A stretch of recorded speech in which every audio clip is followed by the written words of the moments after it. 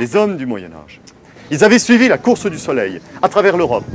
Et quand ils arrivaient ici, ils découvraient que le monde a bien une fin si la vie n'en a pas. Venez, venez, messieurs. J'étais venu une fois enfant et avec mes parents, comme tous les gens de la région, et à la moitié de la rue, ma mère avait fait demi-tour en disant « on ne reviendra jamais, c'est atroce, il y a trop de monde ». Et je ne connaissais pas le mont Saint-Michel. Je le connaissais, j'avais une gravure du mont au-dessus de mon lit quand j'étais petit garçon, mais je n'étais jamais venu au mont. Et j'ai découvert effectivement en 89 ce qu'il y a derrière la carte postale.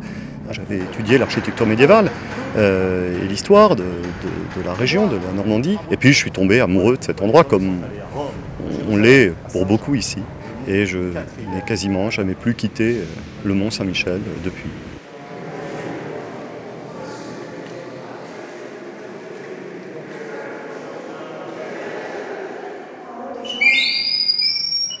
Entrez.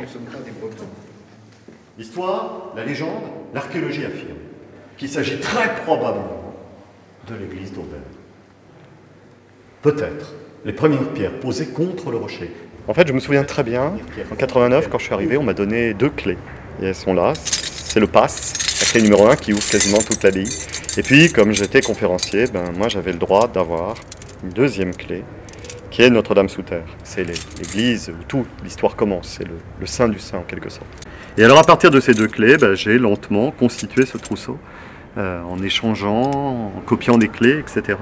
Et avec ça, on peut aller quasiment partout, presque partout. Alors ces cachots, on les appelle les jumeaux. Y a-t-il des volontaires? C'est un endroit difficile à vivre. L'hiver, le vent hurle, il fait froid, l'humidité est épouvantable au printemps. Pour vivre ici, effectivement, il faut s'accrocher.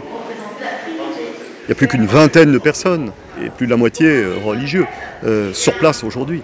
La plupart des commerçants, des employés, ils habitent sur le continent.